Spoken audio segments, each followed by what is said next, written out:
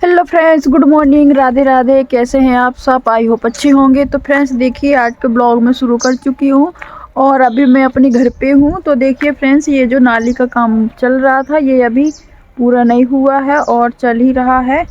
तो आप देखिए इसको।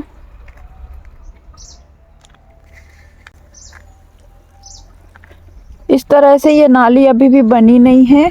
तो मेरी गाड़ी ना अभी यहाँ पे रखी रहती है, क्योंकि अभी अंदर जाने का कुछ बना ही नहीं है, रैंप नहीं बना है कि गाड़ी अंदर रख सके। तो देखिए यहाँ पे मैं अपनी गाड़ी को रख देती हूँ और अभी मैं गाड़ी को लेने जा रही हूँ और फिर इसके बाद मैं जाऊँगी दुकान। तो दुकान पे मिलते हैं गाइस आपसे, तब तक के लिए वीडियो में बने रहिए।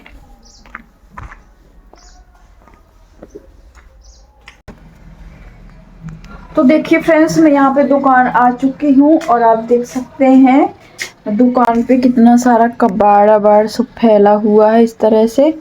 देखिए अभी मुझे झाड़ू लगानी है, इतना गंदा है। कल मैं सिलाई कर रही थी इसलिए यहाँ पे। और ये मेरी दुकान का बोर्ड है कुछ इस तरह से, और ये दुकान के सामने मेरे रोड है। तो साफ सफाई कर लेती हूँ मैं, फिर इसके बाद आपको दिखाती हूँ आज मुझे दुकान में क्या क्या काम है। बनी रहिए वीडियो में। मैंने यहाँ पे झाड़ू लगा ली है और फाल मैंने यहाँ पे धुल के डाल दी हैं सूखने के लिए। तो 2 साड़ियों में मुझे फॉल लगानी है, तो सूख जाएंगी, फिर उसके बाद मैं उसमें फॉल लगाऊंगी। तो बने रहिए कंटिन्यू वीडियो में। तो देखिए झाड़ू पोंछा करने के बाद मैं यहाँ पे सिलाई करने आ चुकी हूँ। आज मैं कुछ ज़्यादा ही लेट हो चुकी हूँ काम करने में, और मुझे तो आज आलस ही आ रहा था, इतनी ज़्यादा ठंड थी, हिम्मत ही नहीं पड़ रही थी काम करने की। ऐसे लग रहा था कि बस रजाई में घुसे रहो, बाहर ही मत निकलो। लेकिन मैं हर बार यही कहती हूँ कि काम तो करना ही पड़ेगा। जब कस्टमर के कपड़े लिए हैं तो उनको टाइम पे तैयार करके देना ही पड़ेगा। तो फिर मैं ये सोचते सोचते काम पर लगी गई, और मेरे पास जो गुड़िया आती है उसका नाम हर्षिता है और उसका भैया है। तो ये दोनों सुबह से आ गए थे, तो मैं इनको वीडियो बनाना भी सिखा रही थी जैसा मेरे से बनता है। तो थोड़ा सा टाइम वहाँ पे लग गया, और अच्छा भी लगता है जब कोई दुकान पे आ जाता है। अकेले बैठे बैठे काम करती रहती हूँ, कोई बात करने के लिए आ जाता है तो अच्छा लगता है। तो देखिए जिस कस्टमर की मैं कल कुर्ती बनाई हुई थी उसी की मैं आज भी बना रही हूँ। और धागा मैचिंग का मिलाना था, तो मैं इसको बोल दी थी कि बेटी धागा मिलाकर मुझे दे दो। तो जैसा इससे बना उस तरह का मुझे मिला करके दे दिया। खैर मैचिंग का तो नहीं है, इसको मैं बाद में देख लूँगी। तो इसकी मैं कुर्ती बनाना स्टार्ट करती हूँ। ये साड़ी हल्की सी ना बनारसी पैटर्न में थी थोड़ी, तो इसका कपड़ा लेकिन सॉफ्ट था, और साड़ी छोटी थी, इसकी लेंथ ज़्यादा नहीं थी। तो बॉटम वाला जो हिस्सा मैं बनाई हूँ उसमें पल्लू वाला पार्ट कटिंग करके इस तरह से लगा दी हूँ, ताकि कुर्ती का लुक थोड़ा अच्छा आए। क्योंकि पूरी ही पिंक कलर की कुर्ती नहीं बन पा रही थी, और आगे पीछे पूरे में अगर इस तरह से करती तो देखने में बहुत ही ज़्यादा बेकार लगती। इसलिए मैं इसको कुछ इस तरह से बना के तैयार की हूँ। तो इसको ना मैंने 2 कुर्तियाँ कटिंग की हुई हैं और एक प्लाजो की कटिंग की है। तो दोनों ही कुर्तियों में मैं इस तरह से इसका पल्लू वाला पोर्शन बॉटम में लगा करके तैयार करती हूँ। तो बनने के बाद देखती हूँ कैसी लगती हैं ये कुर्तियाँ।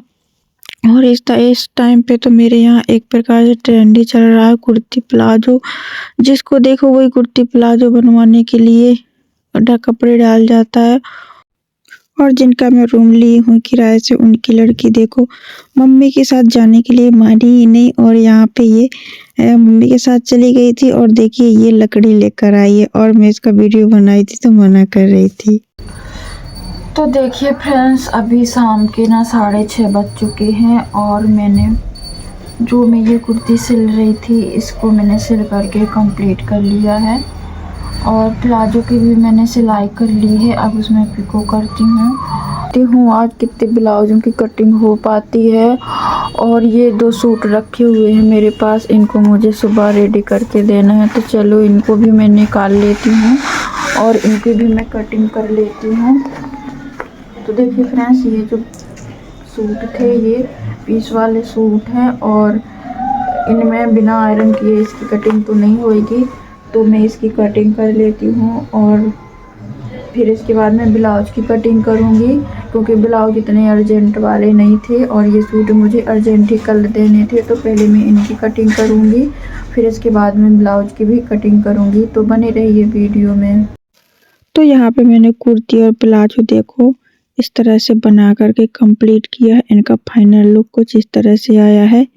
और ये कुर्ती है, इसकी लेंथ ज़्यादा नहीं थी, तो देखिए इस तरह से बनने के बाद ये लग रही है। और लटकन मैंने दोनों ही कुर्तियों पे लगा करके कंप्लीट कर दिए। इसका फुल बाजू नहीं आ रहा था, तो इसमें हाफ बनाई हूँ और इस वाले पे फुल बाजू बना के इस तरह से चुन्नट लगा दी हूँ। और ये साड़ी ये कस्टमर अभी ब्लाउज डाल कर गई थी, साड़ी और ब्लाउज, तो ये ऐसे ही पड़ा था, तो मैं इसका ब्लाउज अलग कर दूंगी और अभी पिको करके इसको अलग कर दूंगी। तो देखिए फ्रेंड्स, मेरा ये आज का काम था।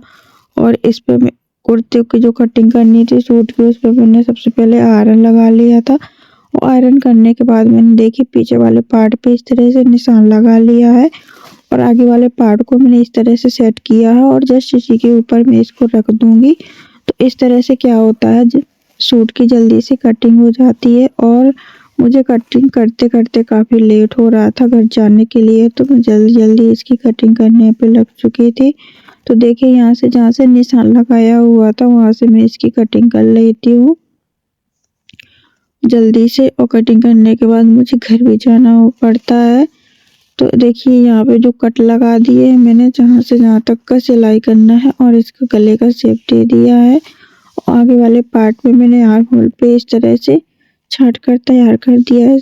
अब ये बचे हुए कपड़े की मुझे आस्तीन बनानी है, तो मैंने उसका दोनों आस्तीन का नाप लिया था कि अगर फुल आ जाएंगी तो बना दूंगी, अगर फुल नहीं आएंगी तो मैं फिर हाफ बना दूंगी। क्योंकि कभी कभी क्या होता है, ये जो पीस वाले कपड़े होते हैं ना, ये बहुत ज़्यादा कम आते हैं।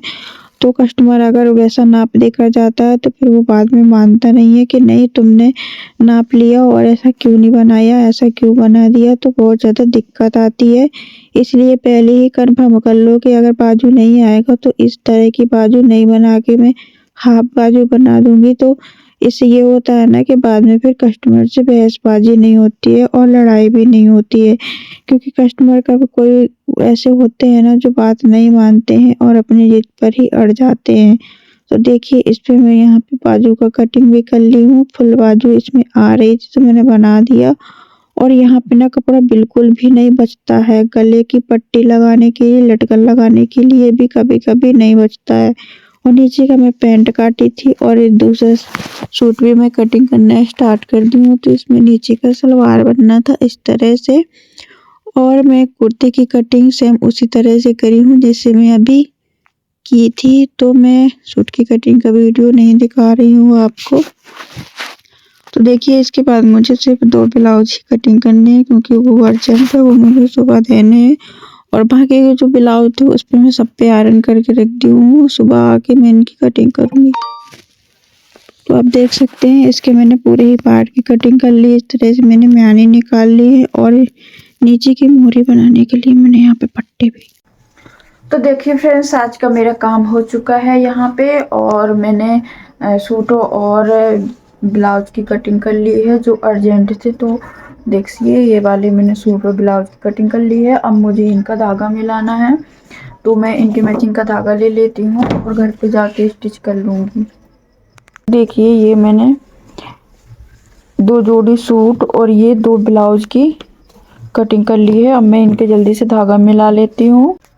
तो फ्रेंड्स, आज का वीडियो यहीं पे समाप्त करते हैं। मिलते हैं अगले वीडियो में, तब तक के लिए राधे राधे।